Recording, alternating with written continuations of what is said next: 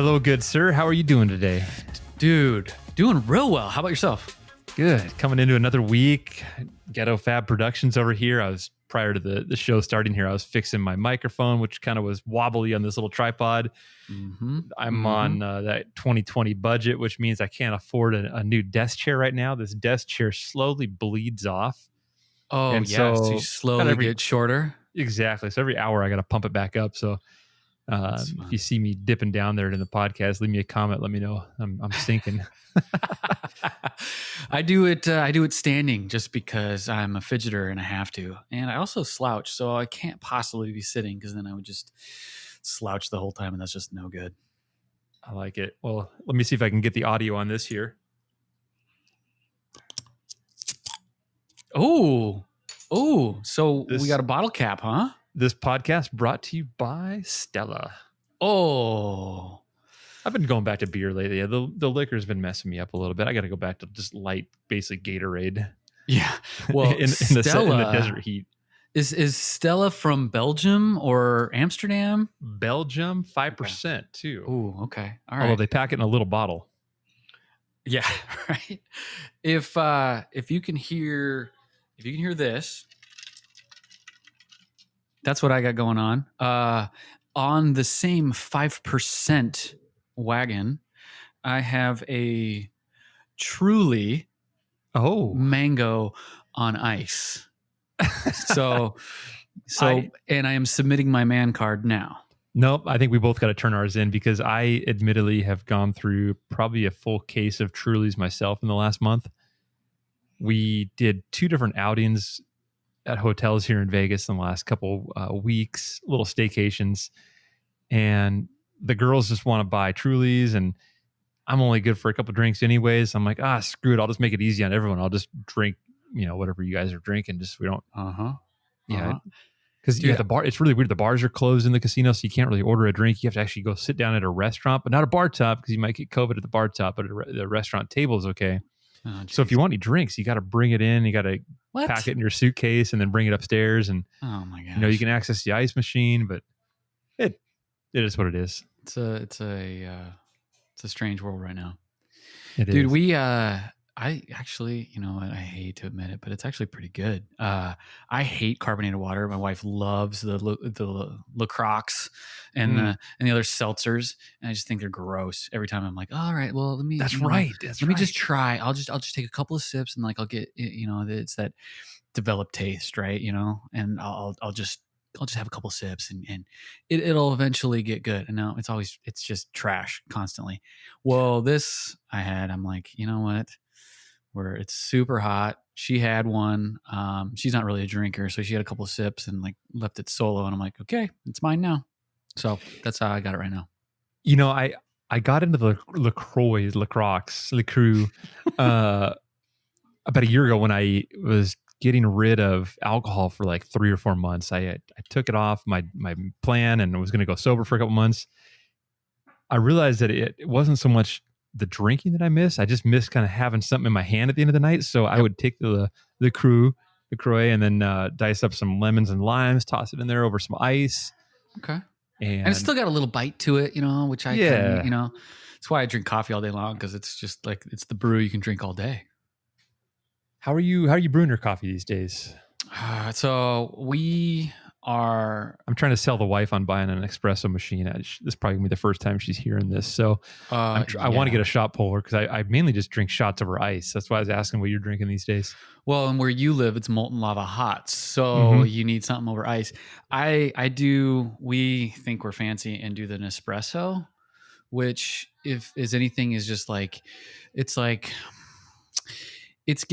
K-cups only without the convenience. Right. And more expensive.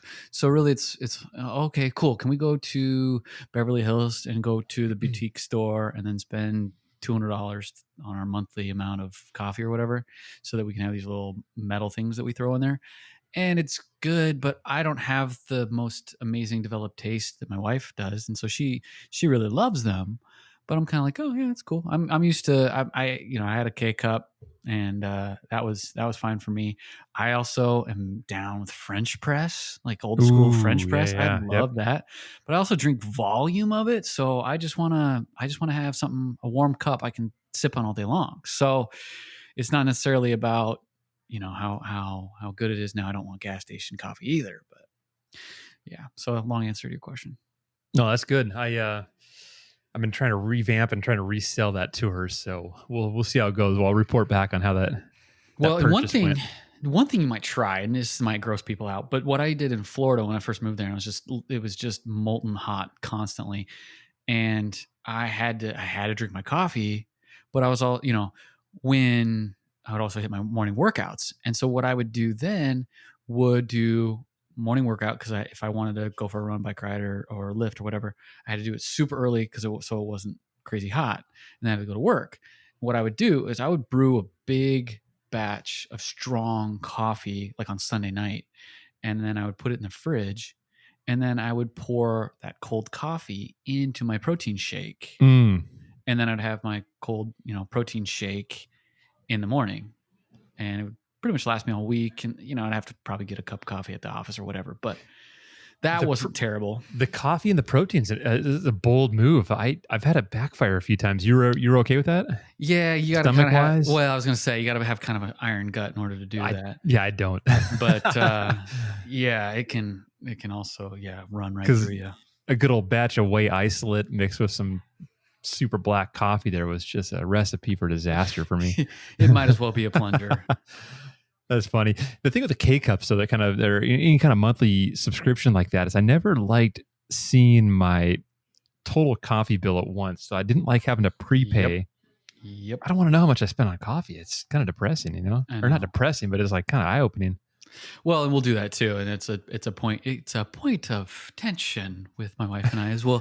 I'll be like, okay, we spent all this money on espressos. We got a big batch of it sitting next to the thing.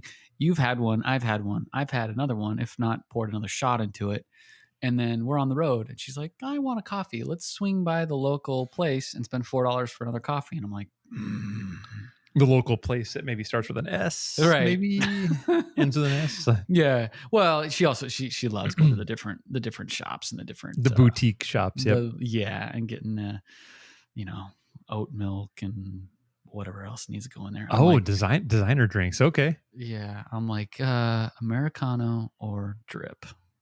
God, that's what working in the fitness world. That's what just being anyone that's concerned about their waistline will do to you. Is it you start cutting out stuff. And I got used to black coffee when I started coaching fitness. Yeah, dude. Well, it's funny because people are like, oh, do you like coffee? I'm like, yeah, I love the taste of coffee. And they're like, yeah, me too. And then they shove a bunch of crap in it. And I'm like, so like, no, I don't think you like the taste of coffee. You don't like coffee. You like sugar and fat and flavoring. So whatever, dude. We can talk about that forever. What have you been up to, man?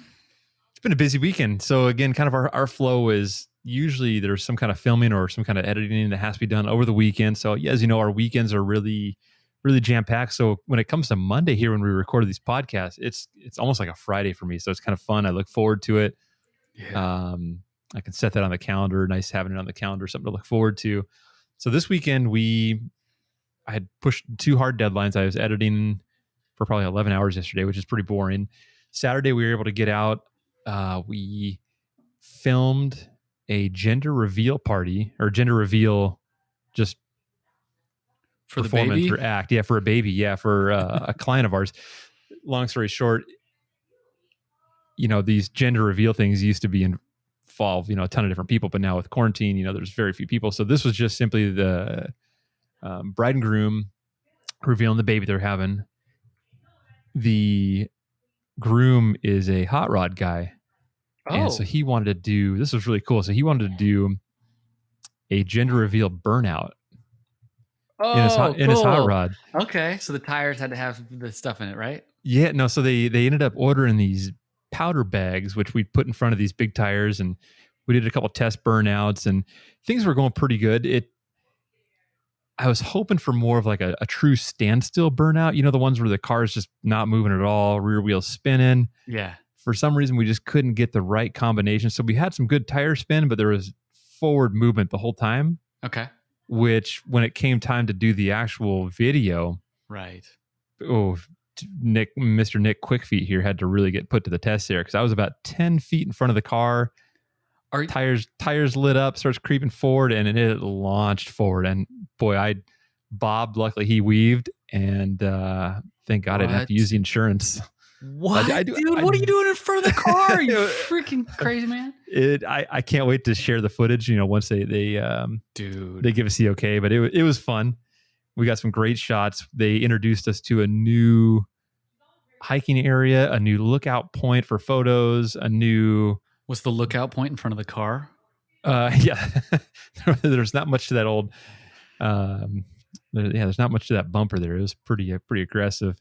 You'll see the video there. I'll link to it later. But yeah, we found a new spot we can take sundown photos out towards Boulder City. Oh, okay, cool. And it's actually a place where they do a lot of downhill mountain biking too. Apparently, they filmed some Red Bull, mountain biking out there, and definitely an area we're going to be going out to quite a bit. So, oh, that's awesome. That's what we're up to this week. We're doing another little mini staycation right now on the Strip. That's one of the things when we moved down here, we set a goal to do at least one a month. Yeah. The wife and I to run off to the Strip, book a cheap hotel, and just kind of quickly disconnect. Because that's how we fell in love with Vegas initially, because it was so cheap to fly here from Seattle. Right. And right now, hotels and stuff are just so dirt cheap. The experience is quite a bit different, but it's still pretty easy to disconnect, like more so than I thought it would be. So we're slipping away later this week. Oh, sorry. Then you can do a bunch of your photo stuff, and yeah, you don't have as many people. You don't have as much socks and sandals walking around with a hurricane in their hand. Yeah, and we're still working a little bit, but we'd have it's just nice kind of mentally having a different place to report to at the end of the night. Yeah.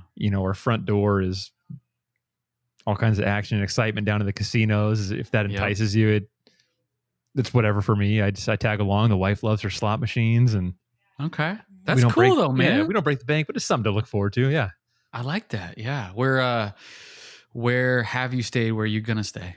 This one is Delano, and I've never stayed there. I've actually never set foot in there. The last one we did was Sahara. Oh, okay. We stayed at Sahara twice so far this year. Yeah, dude, it's kind of fun. Just in those, you don't necessarily have to have the big name ones either to have a great time in Vegas. That's what I like, because I'm all about the location. I want to be right in the middle of all of it.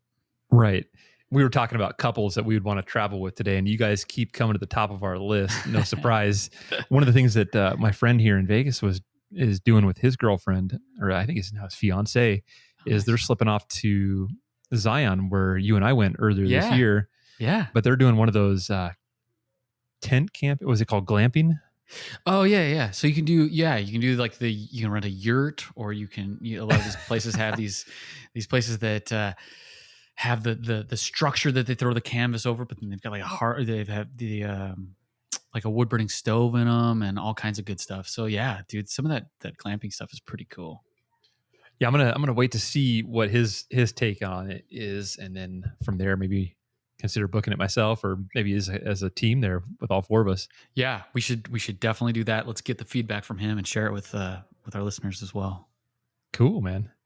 Well, I don't know how your week was, but putting together the list, it was my idea to come up with the list of, TV shows that influenced us as we grew up. We've been introducing these top 5 lists as kind of a way to kickstart the podcast, kind of a way for the listeners to get to know us a little bit, kind of get involved, as well as me get to know you more. Yeah. I had a darn tough time putting together my top 5 kind of influential TV shows that I watched growing up. And for me, the cutoff was like about age 16, kind of life changed obviously when you get your driver's license. So I didn't spend as much time at home, but I had a tough time putting this together. I think my honorable mentions list is 4 times the size of my top 5.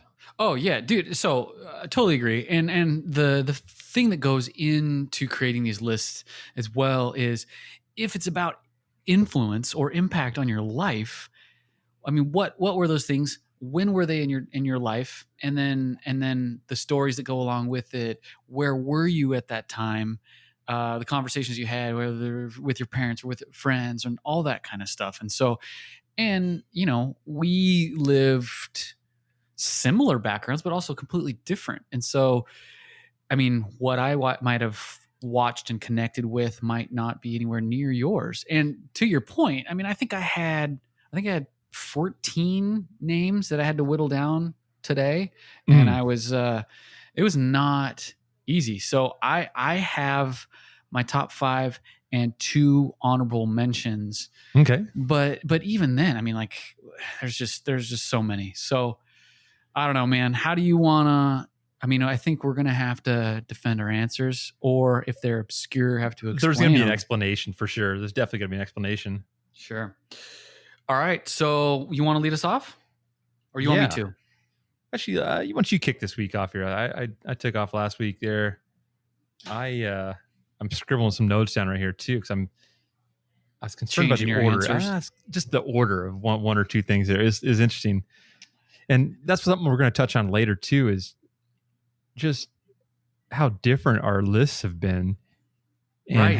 how much that doesn't matter as far as like establishing a friendship with each other. Oh yeah, absolutely, We'll talk about absolutely. that later in the show, but yeah, that was really fascinating to me. Okay, so I'm gonna go out of the gates, and I'm gonna alienate myself, and probably a lot of people aren't gonna know this one, and that's fine. But my number 5 pick, all right, is the show called Black Adder. Ah, And interesting. Okay. okay, so everybody just tuned out, and I get it. But this is why this show is incredible. So I grew up watching a ton of British comedy. Okay. Okay. And so it was one thing that my father and I would watch and could crack up, laugh, you know, just dying laughing, but also it was a moment of education, right? So British humor, now granted they have just as much slapstick and all the other garbage too, but a lot of the times it's very smart, and it's very latent with history and a lot of facts and historical situations and all kinds of stuff. And so there's a lot of times where it's funny, and then I'm going, okay, yeah, that was hilarious, but what did that mean? And my dad would have to hit pause because this was during a time when we did not have television. We didn't have cable Mm. television when I was about 12 to 15 or so. That's a And big so formative time not to have yeah, television, really. exactly. So lots of video, lots of movies, all that kind of stuff. And so Mm. Blackadder was that British comedy that starred Rowan Atkinson, which most people know him in the Mr. Bean series. Ah, yep. And then it starred Hugh Laurie, which everybody knows him in the House series as Dr. House. And then it also had Stephen Fry. Well, this guy, it was several different seasons, and each season was in its own kind of time in history. They had a World War I time. They had one during the Prince Regent's and Queen Elizabeth time. They had a Christmas special. So a lot of these times, so they would reference things in their World War One season about like Agincourt, a famous archery battle where the British beat the French. And I'm like, I don't get that joke. My dad would have to explain it. And anyway, it was borderline slapstick, but also incredibly clever. Fun fact about Rowan Atkinson: he actually is by trade as a mechanical engineer, and everybody knows him as Mr. Bean. You know what I mean? Like dude is brilliant. But anyway, so sorry, I've talked a ton about that one. So but Blackadder, number 5 for me. this is interesting. So, how about what age were you again? So I got exposed to this when I was probably 10, 11, or 12, and then probably watched it until I was 16 or 17. Okay, interesting. Okay, yeah, and that's interesting Yeah. that you guys also watched it together too. Yeah. Oh, yeah. Oh, yeah, yeah, yeah. And it was one of those where, we're watching a video, and we eat dinner, and then we sit down or whatever, and we watch it, and we pause it. And it's not like, oh yeah, keep it going while I go to the bathroom, and you know how we watch now, or while I'm messing around with my phone while it's on. I mean, you're watching and you're paying attention to every word said. If you didn't hear what the word was said, it was paused, rewind it, you hear it.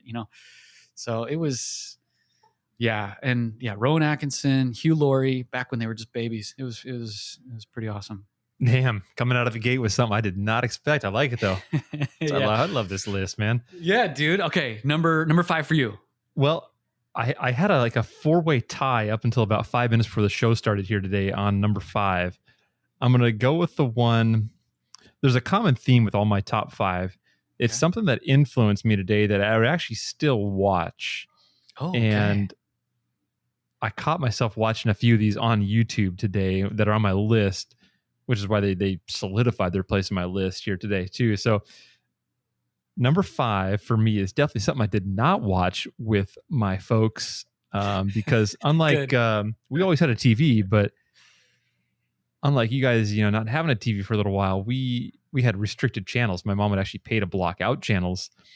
At All one right. point in my maybe 10 to 13 age, somewhere around there, the cable company switched channels, and all of a sudden a show came on that was available to us that was previously blacked out. This show was Baywatch. Oh, Lord. Something I also introduced my wife to during quarantine time here, because she'd never What? seen Baywatch. She'd only just known it as a movie. I'm like, no way. What? My loving wife, bless her heart, born in 1990. So the show came out in 91. Right. And so I pulled up some episodes on YouTube, and all the episodes are basically the same template, whatever. Yeah. But good Lord, as a prepubescent kid who all of a sudden just got the keys to the Ferrari, I was like, good Lord. That's why it made the list. Mm-hmm. It made the list as something I would still watch if it was. That was a deciding factor. If it came on today, would I still watch it? And I did, because I found myself watching it on YouTube. Mm-hmm. When I watched it recently on YouTube with my wife, I was watching it with a different set of eyes. Obviously, when I was younger, it was the greatest thing since sliced bread, and Right. but And your eyes when I was didn't watching, get above the middle of the screen. Yeah. When I was watching it this time, I was like, wow, this storyline is Right. dog shit. This storyline is nothing, And Yeah. I kept, laughing about how cheesy it was and how the producing and the filming, but good Right. Lord, Yep. that was it. So honorable mentions that really went to battle with that were shows I did watch with my family or my brother, even, younger brother. If Family Matters was on, we would always watch that. Oh, we Family didn't Matters. we didn't schedule a time to sit down and watch it, but man, we watched almost every episode of that. We watched almost every episode of Home Improvement when it was on. Another good one. Yeah, that was something I even watched with my grandpa. So that was like, vying for the spot there too. And then of course, Fresh Prince. Uh-huh. They didn't make the list just because we didn't like set out time like, oh, at 5:00 it's on, but we did with, boy, I knew when Baywatch was on. You better damn believe I knew when that was on. Yeah, absolutely. Dude, okay, so funny thing about Home Improvement. So first of all, Tim Allen, or Tim the Toolman Taylor, was well done. Sorry. Was younger than we are now when he first started as Tim the Toolman Taylor. Just throwing that out. Okay, so I had to wrap okay, I see what you're saying. Yeah, so I think he was 35 when he started that role. Okay, so there's that punch in the gut because you're old. The other thing is, I believe, and correct me if I'm wrong, she might not have been the first Tool Time Chica. lady, Chica, but you're cross-pollinating your Baywatch with Pamela Anderson, right, and her Tool Time Chica as Pamela Anderson. And I'm not really into blondes, man. I don't know what it is, but yeah, you're right. There's some crossover there for sure. Yeah. Well, let's just touch on this. Fresh Prince of Bel-Air is definitely one of my honorable mentions. There were some incredible life lessons taught through a very fun and hip and exciting and cool show. I cannot help but still see that episode when Will is trying to convince himself that he doesn't need his father, and Uncle Phil gives him the hug. Like, that one still chills down my spine. There was some, there's some powerful ones, dude. Absolutely. Even as cheesy as Family Matters was too, there were some tear jerking moments in those too. Some good life lessons. And that's one of the themes. Sorry, that's one of the themes that a lot of mine touch on is some learning and some moral of the story and some good quality, like,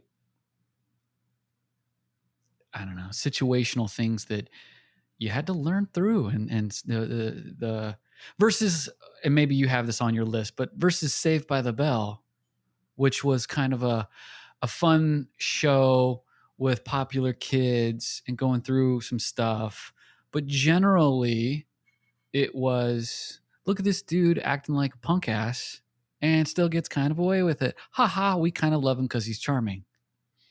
Yeah, some of these shows just had too predictable of a storyline. Like, hey guys, you probably shouldn't pick on him because he's different. That does when it became that predictable was when I kind of lost interest in it a little bit. Yeah, I'd still watch it, because we were young and there was not much on. That's what we did back in the day. You flip channels, sit through commercials, and Yeah. yeah. All right, number four for me is okay. So this one got flooded back to me with memories and love because of the movie. Oh my gosh, I'm blanking now.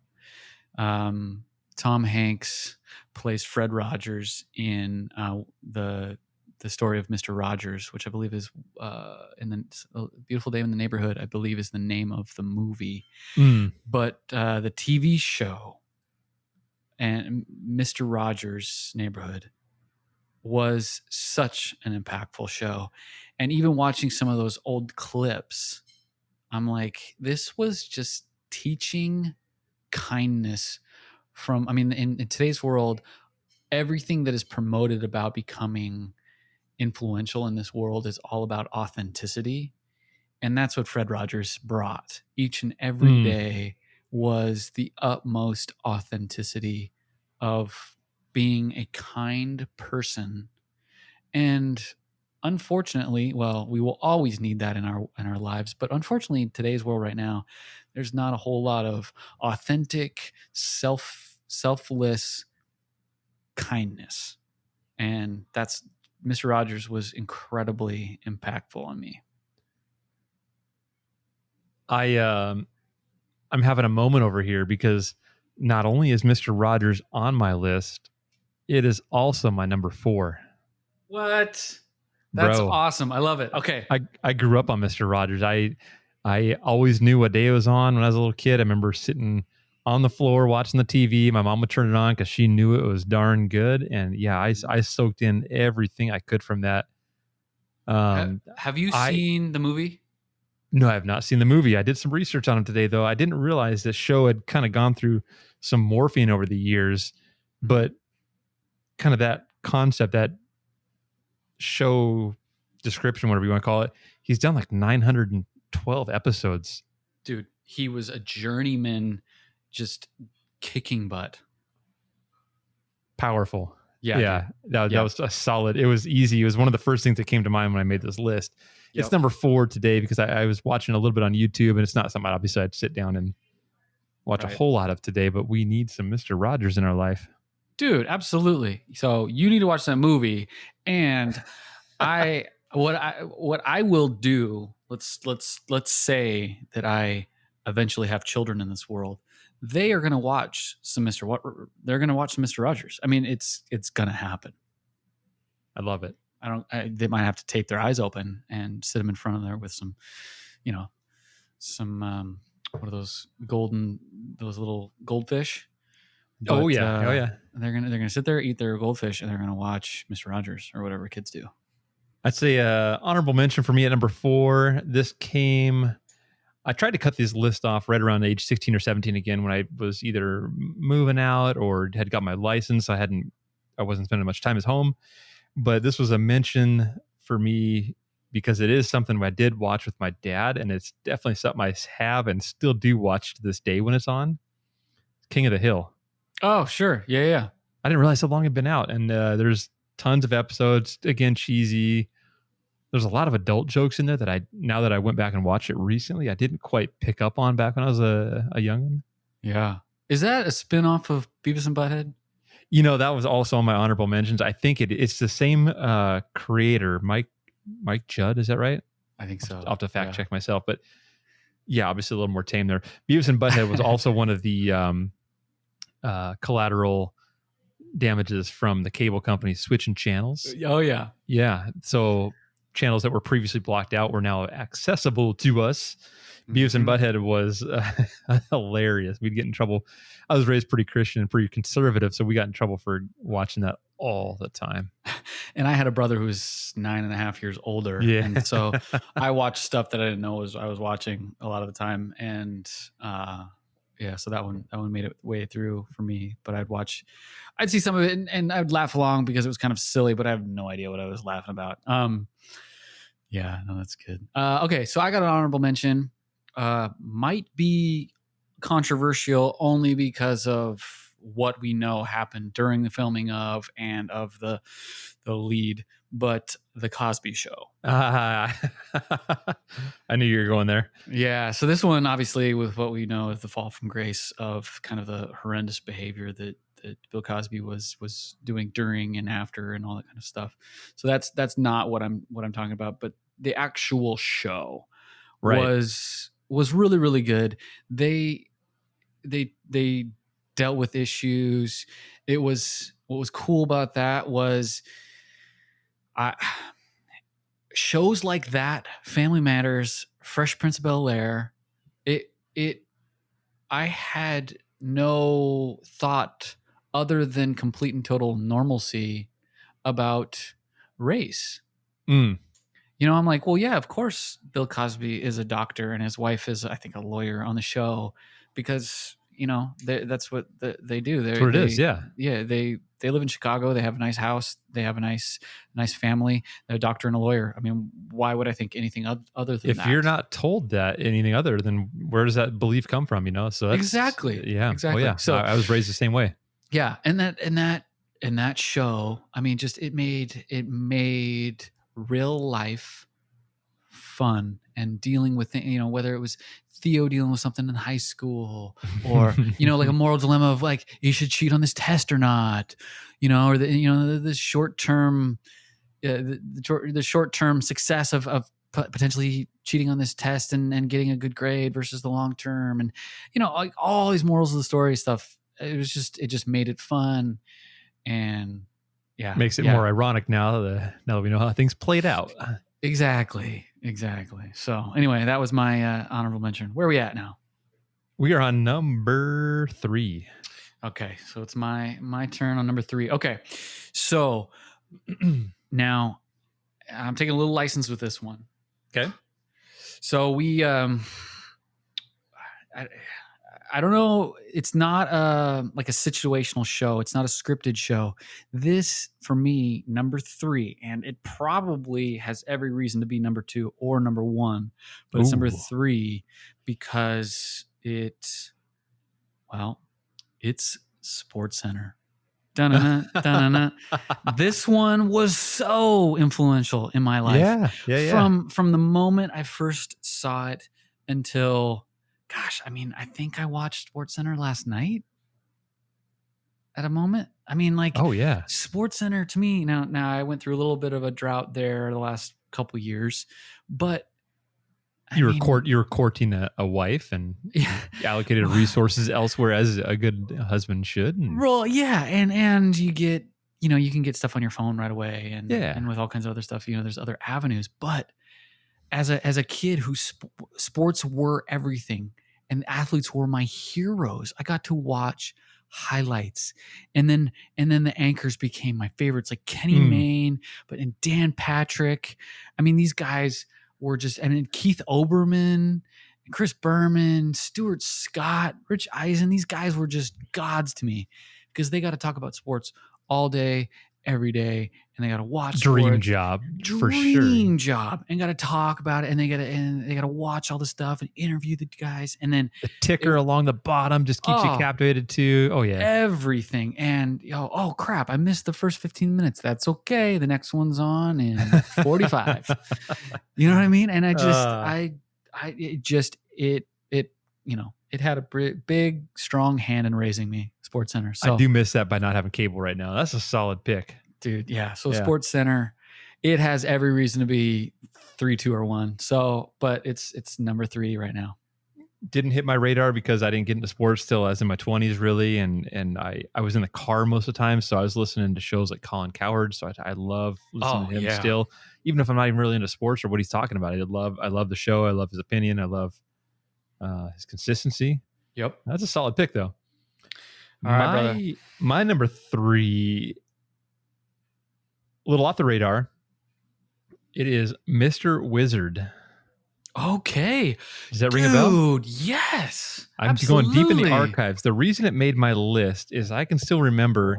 So just for the people who don't know Mr. Wizard, he was on Nickelodeon when I was watching him. Similar to Bill Nye. Bill Nye was a little more TV like kind of guy. Yeah. Mr. Wizard, having looked back on it today, I didn't realize how old and how dated he was. He was pretty old when he was filming that show, but dang, was that relevant. There's 3 different experiments that he did that I still remember what they were and how it could apply to my life today. And I'll just share one of them, and that's how to purify water.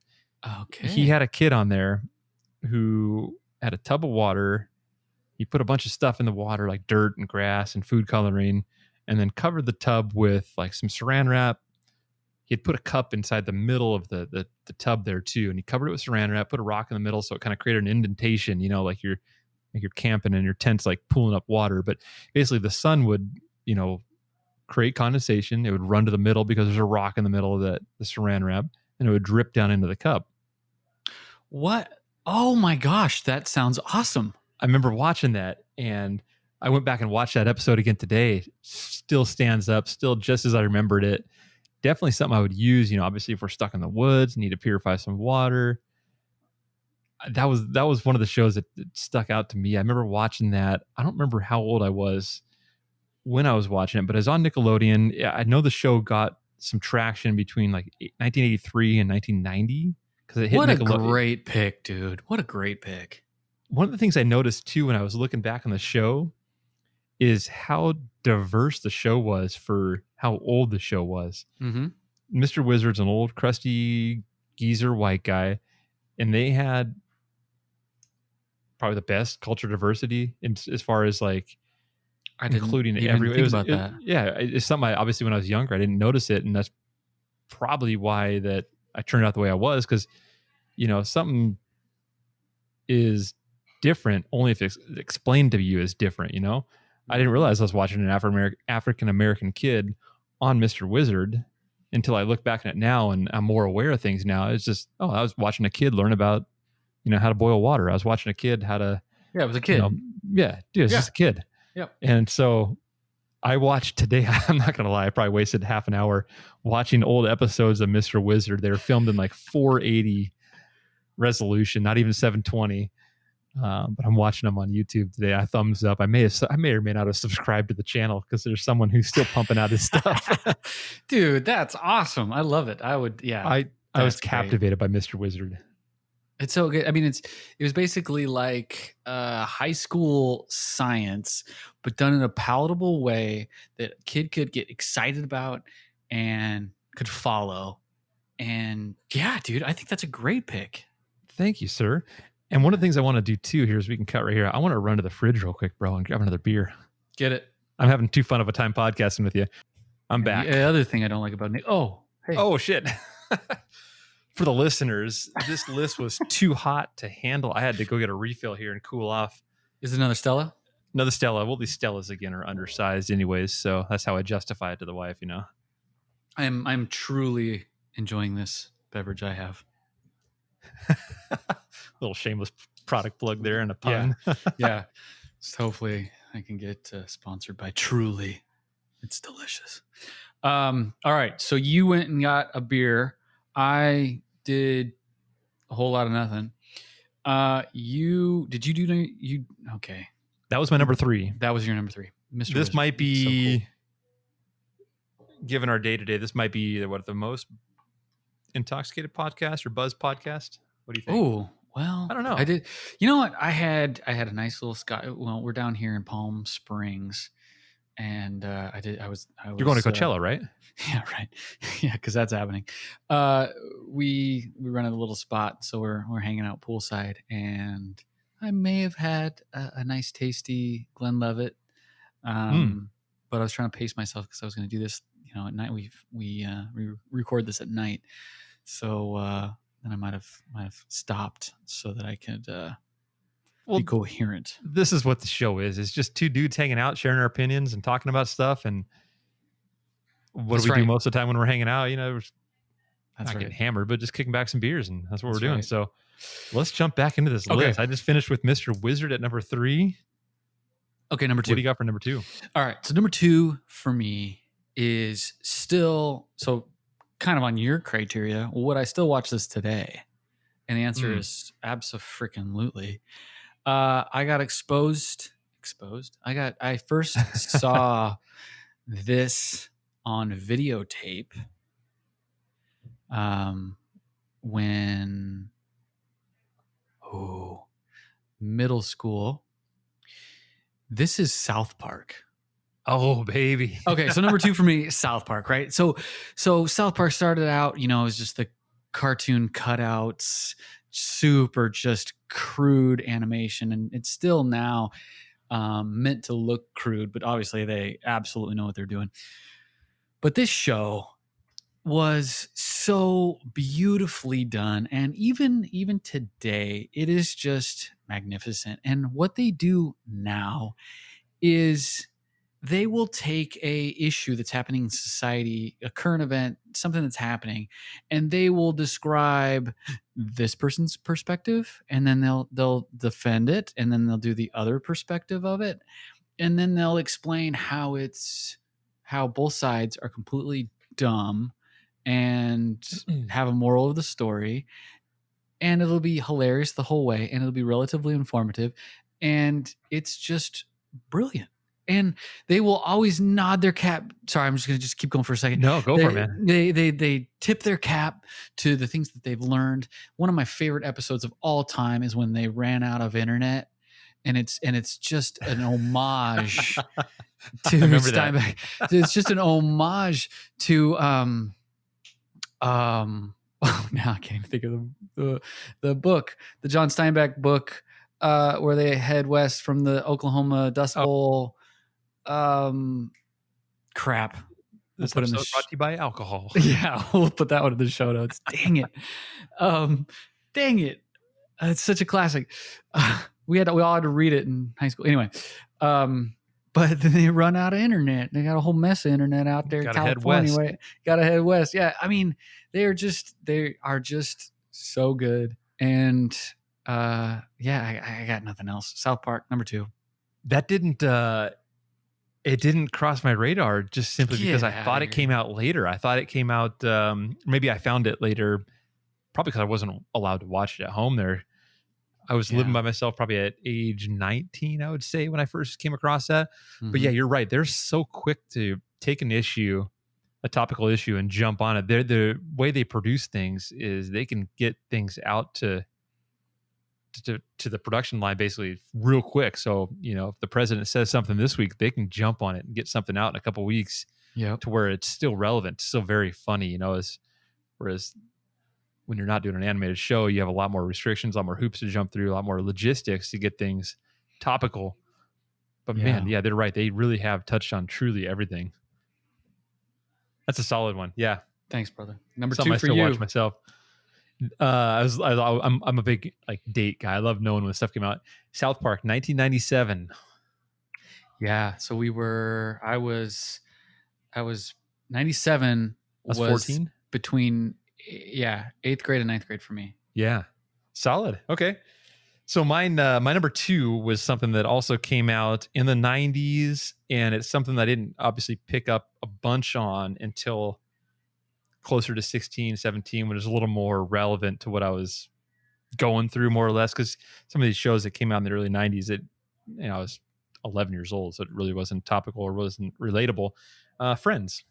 Yeah, dude, it's a good one. It's something, if it's on, it's cheesy, it's harmless. Yes, I know exactly every single episode. I know how it's going to end, but I still watch it. It's just cheesy, harmless comedy. It's the characters were written really well. Mm-hmm. It's something that I kind of blew off until I was in my mid-20s. I got really sick. I had a stomach bug that lasted probably almost 2 weeks. and I was cooped up. I think I've told this story before, but I was cooped up, and um, a friend of mine's sister at the time brought over the box set of, Friends, and they're like, "Hey, if you want to watch this, keep yourself busy. I feel bad for you." 2 days later, after I kind of shrugged it off, I looked at it. I'm like, dude, I'm so bored. Let's pop this in. Episode 1. A couple days later, I was through the entire thing. Yep. Just in love with it. I got upset when Rachel cut her hair, the whole thing. They're on a break, the whole deal. And it's something, again, I'll still watch if it's on. Yeah, as far as Rachel goes, I mean, the whole set just had to be freezing. That was very intentional. Yes.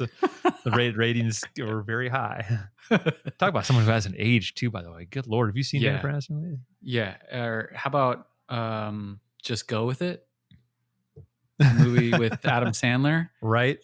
She makes Brooklyn Decker definitely plays second fiddle to Jennifer Aniston. And then We Are the Millers too. She might or might not do a strip scene. I don't know. I haven't seen it. And just to correct my own brain fart earlier, it's Grapes of Wrath. I cannot believe I dropped. Yeah, no, that's all good. Grapes of Wrath. Off the path of what we're going down today, but yeah, that's why we missed it. Yeah. So good one, dude. Friends was great because it's syndicated. So like you just can't.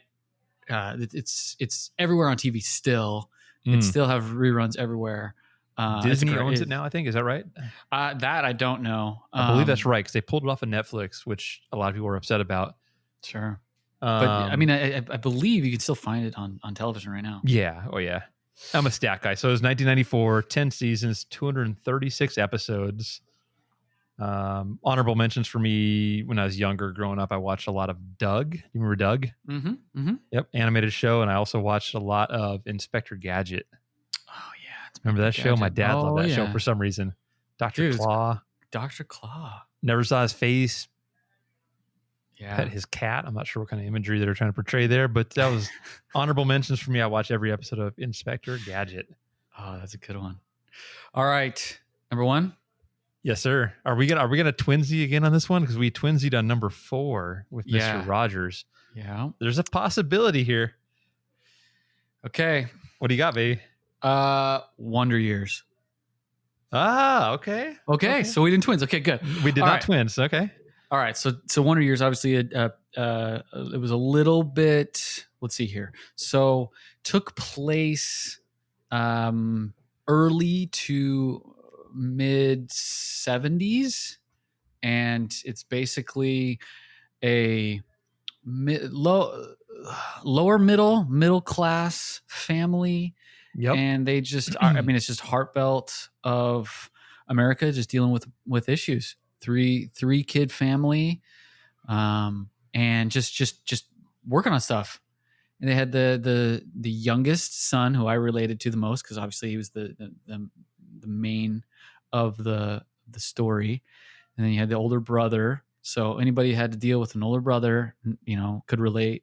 And then the kind of the flighty older sister that was off, being a hippie and challenging the world's beliefs and all that kind of stuff. And it just spoke to me. I think I wanted to change my name to Kevin at the time because Kevin Arnold and Fred Savage was Kevin Arnold, obviously. And it was just such an impactful show with all the things and having the crush on Winnie Cooper, which have you seen her lately, by the way?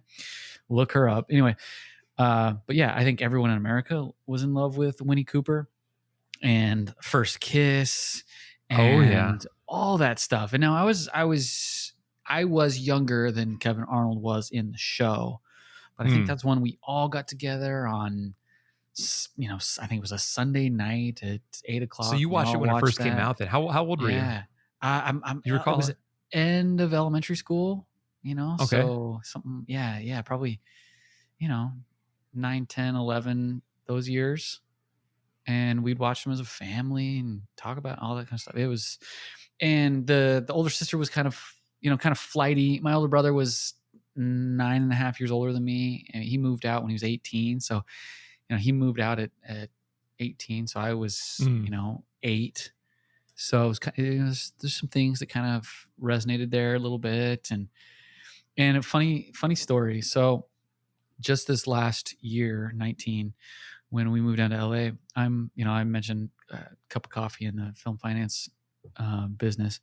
So one of my mutual friends with my wife's, one of his best friends is Jason Hervey, who played Wayne Arnold. Right. Okay. Yeah. And so he's the older brother, and was just a real jerk on that show. And well, I meet with my buddy and Jason Hervey, and I'm kind of pitching him this project that I'm working on, and the person that was supposed to be with me in the meeting, who actually knew all the information, was supposed to present all the stuff. I'm having dinner with these guys, so my buddy and then Jason Hervey, and I don't know what I'm talking about, and I'm kind of talking, and he, in a very nice way, absolutely hands me my ass in like a sales presentation. If I'm presenting to these guys, he basically just hands me my ass, and the only thing that was missing was he didn't say, "Shut up, butthead," just like he did in the show. And I'm like, this is just so surreal that I'm sitting across the table at a wonderful Chinese restaurant and I'm getting my butt kicked by Wayne Arnold. And Too funny.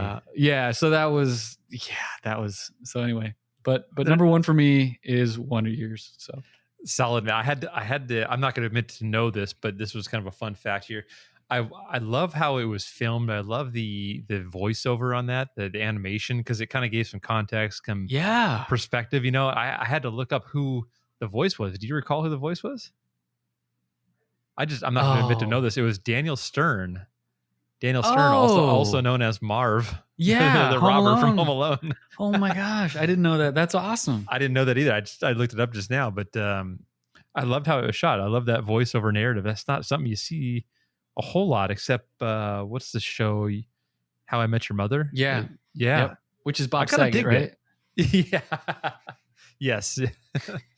I love. Yeah, that's another show that wasn't growing up. But that's something that I'll still watch if it's on, because it's fun. Yeah. And PH Neil Patrick Harris. Oh yeah, he's great. Who got that start because of his role in Harold and Kumar? Exactly. Yep. All right, dude. We're all waiting. Number one for you.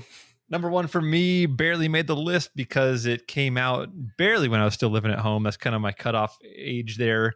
1999, 18 seasons in, 350 episodes, 349 exactly.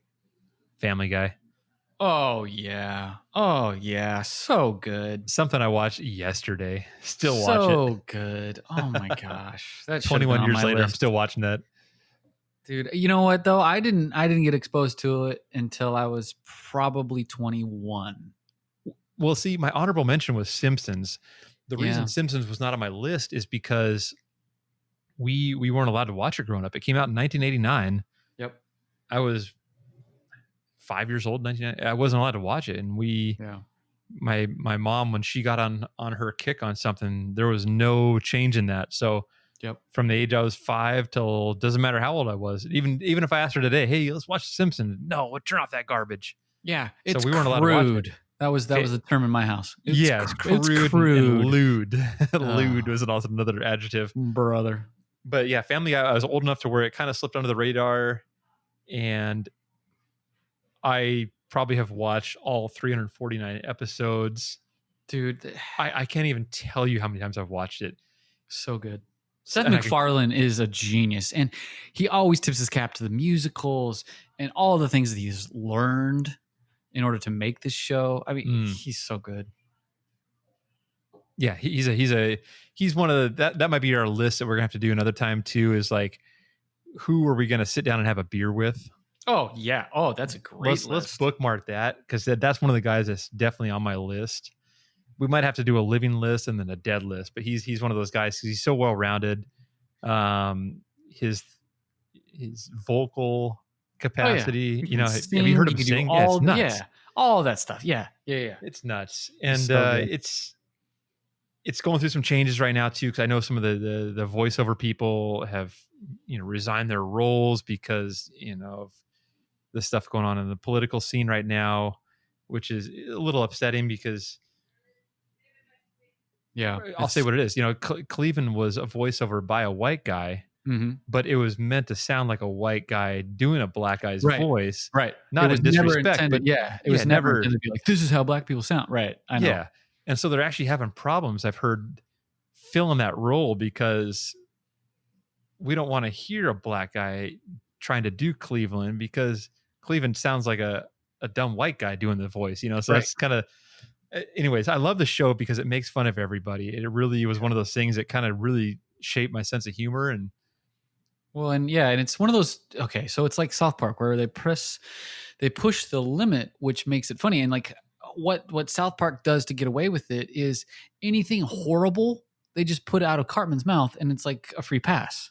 yeah, You know? oh yeah, yeah. And so yeah, they're because you know, is having a white guy do Cleveland the modern version of doing blackface?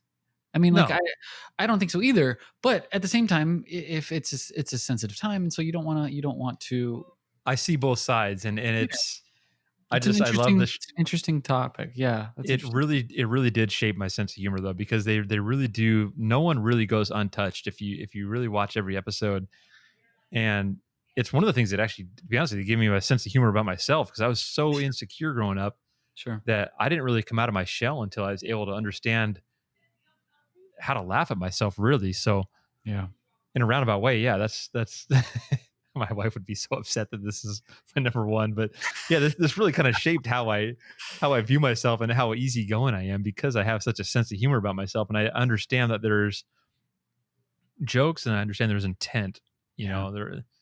Their intent is to never to laugh at somebody who has cancer, but there's how many cancer jokes in all those episodes? There's tons, but Mm-hmm. it's just trying to lighten up a crappy situation, and that's all you can do is by making fun of it.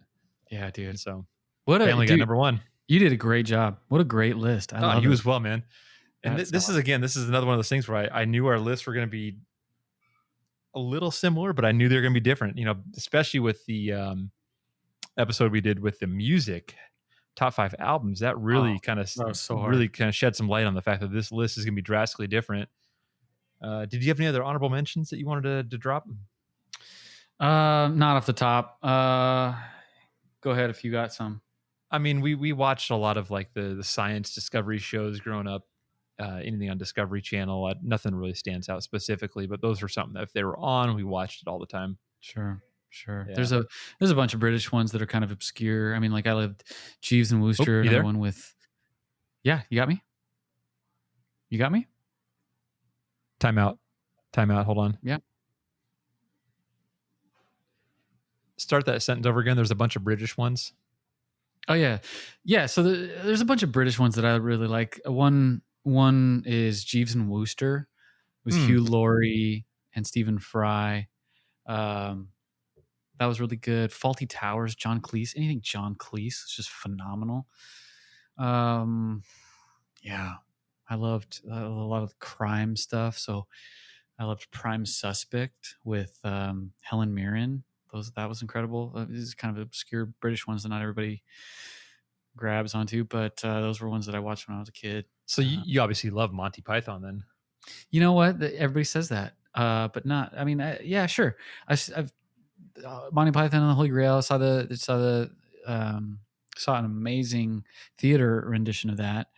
The movies are okay, but people always say that, like, oh, you love British comedy, you must love Benny Hill and Monty Python. And I'm like, I didn't really watch either of those. Monty Python was great. Didn't do it for me either. Yeah, I'm with you on that. But Blackadder, Faulty Towers, yeah, I mean, yeah, man. So one of the things that's really stood out for me the last couple of weeks is the fact that we're good friends, yet we have so many differences, and it just kept shining a light on the fact that this team mentality that we're kind of getting flushed with these days. Mm-hmm. You got to be this team or this team. Dude, we are so different, but we're so good friends, man. And I was contemplating it because I had a friend that was really in distress about a bunch of stuff that was going on in social media, and I was trying to have a conversation with her, and I was telling her I think it's really a small percentage of the people making the most noise, trying to make you feel like you need to pick a team. Yeah, and really, I think social media is put a lot of stress on people thinking that they need to pick a team on Right. everything, and it creates this unrealistic expectation. And as silly as these lists are, it's just kind of just reinforce the fact that We're different. we're different, we're the same, but we're different. Yeah. We're Yeah. Yeah. and No, it's a I beautiful hear thing, man. I love this. you. Yeah, me too. Absolutely, dude. And yeah, everything does seem to be incredibly political, because that's kind of the direction of the decision in November, which people want to make everything about that. And one of the things that I learned in market research when having to do financials and helping with people with investments is everybody wants to put a lot of weight on what the president can and can't do. And one of the greatest things about this country is the checks and balances. Right. And the fact that, like, so what the market doesn't like is uncertainty, but it doesn't really like a Republican or a Democrat. It doesn't really matter. What matters is is what we know. So, like, Mm. okay, it's going to get really wild right before the election, and then once we know who it's going to be, then it'll do what it normally does. Yeah, the But market's volatile before every election. yeah, Ammunition sold out everywhere before every election. right. It's like they're telling us that there's problems. It's the age old. Do you have a problem? Here is the solution. Buy it. Like, I mean, it's sales. It's the same rhetoric. Yeah. I was Yeah, having this conversation. It was really heavy on my heart, and I was getting fired up, and it just made me think there's some big stuff that I'm completely divided on, that I don't fit in a team at all. yeah, My views on gay marriage and my views on gun rights don't mesh up at all on any political stance. right. And just it But was you got heavy to on my choose. heart. Is it Coke or Pepsi? You got to choose. Yeah, You know, if you believe this, by default you believe X, Y, and Z, and I'm like, right. actually, no, I don't. If you I believe really that, you have don't. to believe all these other things. Right. No, I hear you. And I hear you, man. my advice to this friend today was just, hey, get off social media, mute some people, because it's usually a small percentage of the people that are providing the stress in your life. It's the Hmm. people that repost stuff without even thinking about it, Yeah. investigating and whatnot. So that was heavy on my heart. And these lists again just kind of amplify. Yeah, I dude. love the differences, man. Well, and think about this too. Like, there's a quote that I heard not too long ago, and it's just I think it's beautiful. And that if what you're worried about will not matter in 5 years, do not spend more than 5 minutes worrying. Mm, that's good. That's good. That's really good. Right? I mean, how much time, dude? I have spent an hour. I've spent an afternoon. I've spent a whole day being frustrated, pissed off, or just down and out about something that tomorrow will not matter, let alone in 5 years. And it doesn't do us any good to just go in the weeds on that stuff. For sure. For sure. So my topic isn't quite as heavy as yours. Mine was hippie just because I had a conversation with a friend, and it was heavy on my heart. It was, No, and I'm yeah. glad you brought that up. I was kind of just being silly, but um, how many times in this pandemic time have you been on a Zoom party?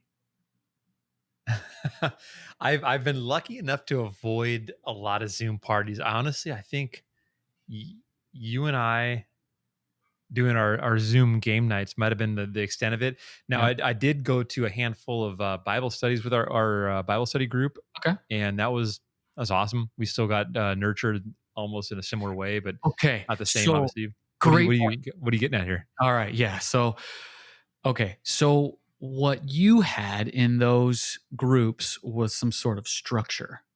So you had somebody that was probably presenting, and there was framework for how it works, and then it was all good. Like, okay, I am talking, and then I'm going to throw it out to the group. If you have something to say, blah blah blah, and then somebody says Hmm. something like, okay, great, Nick, you have something to share. Great, talk.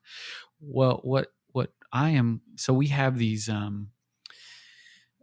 Now we've almost had a year in this COVID. Everybody's having birthdays and all this kind of stuff, and there are some really sweet boyfriends and husbands and whatever, throwing these things for their wives and girlfriends, or throwing these parties. They're like, oh crap, I don't know what I'm supposed to do for my wife's birthday because we're Yeah, in Flag COVID. Day's coming up. Yeah. Yeah, Flag Day's coming up. Better celebrate. So they throw out all these texts to these people. Hey, we're going to do a Zoom call. I'll email you the link. Great. Cool. And Jump so on. No one can hear each other. and generally it's a female thing, but then it's like, okay, cool. We're all logged in. Nobody can hear each other at the same time. And now the birthday person is sitting there looking at a screen, and whoever pops up, oh, a new person. Oh, hello. Oh, hello. Oh my gosh, it's so good to see you. Oh my gosh, it's so good to see you. And heaven forbid you throw out a compliment. Oh my God, I like your hair. You're going to say that for everybody now? Oh my gosh, you look beautiful. You better say it about that person too. Yeah, And when you I've been prisoner to these things probably 4 times now. prisoner is a good word for it, by the way. Sorry. mostly it's my wife's and her friends, and they're all trying to do what they're supposed to do, and I get it, and I'm like, okay, I'm gonna just Sally's side door out of this thing, because it's brutal. Because generally there's no framework, so it's like, okay, hi, and I try to find out. I'm like, hey, you just text that we got something going on. Hey, it was lovely to see you. We got to go, because everybody talks at the same time. You can't really hear. Everybody wants to do a thing. We had one that was horrendous where they sang birthday. They sang happy birthday.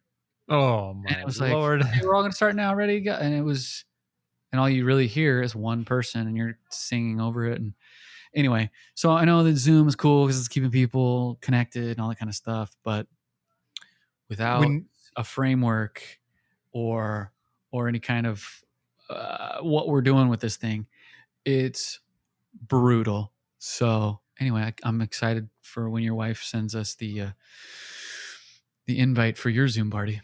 Oh Lord. Yeah, it's funny when there's one person who's talking to 20 people. It's almost like that one person has to put on a show, because there's no way that the other 20 people can interact.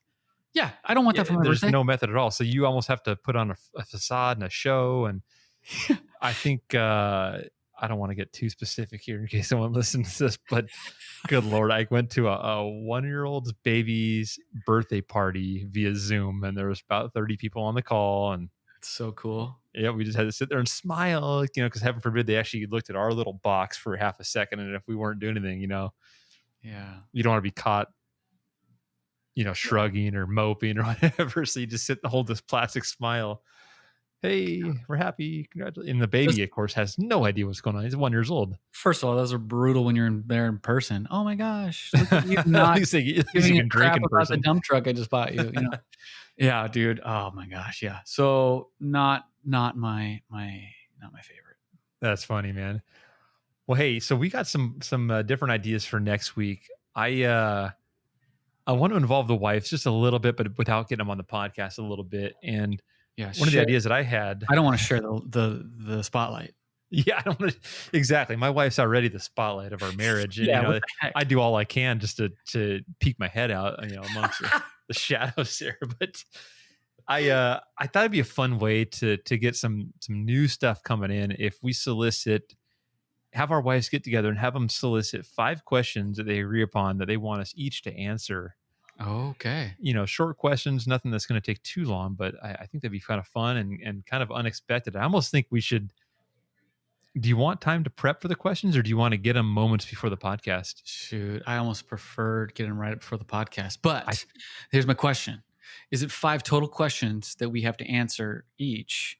Or is it my wife comes up with 5 for me, your wife comes up with 5 for you? I think it's 5 they agree upon that we both have to answer. So, okay. I like it. Yeah. And dude, off the cuff, just a couple minutes before the show. I like that. Yep. Question bomb us. Okay. And, so top 5. Wait, no. So this is 5 questions submitted by the wives for us to answer live on the podcast. And they can be embarrassing. They could be sentimental. They can be whatever. There are almost no parameter. I can't really think of any parameters. Dude, I like it. Minus in how many, what was your first love? I mean, well, my memory banks and my, history was wiped clear when I met my wife, of course. So there's nothing prior to my wife. So yeah. Clearly, obviously, clearly, I'm picking up what you're putting down. Yeah. minus getting real down in the ditches and the nitty gritty there. I really don't see any parameters on this one. So yeah, no, I love it. Tune in next week. That's what we're cooking up. I definitely want to respond to comments on what shows you guys, the listeners, were influenced by, were growing up on, and let us know again if we missed anything. Let us know if we were able to bring anything to your attention that you maybe forgot about. Because like I said, Mr. Wizard was my first one that came to mind when I thought of this list. And it's something I still would watch today, and I have watched today. Yeah, and be gentle on the Grapes of Wrath. I know, I blanked on it. It's all good. It was a truly speaking, right? Yeah. Hey, what's this show called? PowerFall Project. Yeah, I like that. PowerFall Project. Cool. I love it. Nicholas Powers, Adam Fallert. Yeah, boy. Let's raise our glass to the camera. I think I'm empty. Oh, I can't cheers an empty glass. Anyways, love you, bro. I'll see you next week. Yeah, bud. Love you.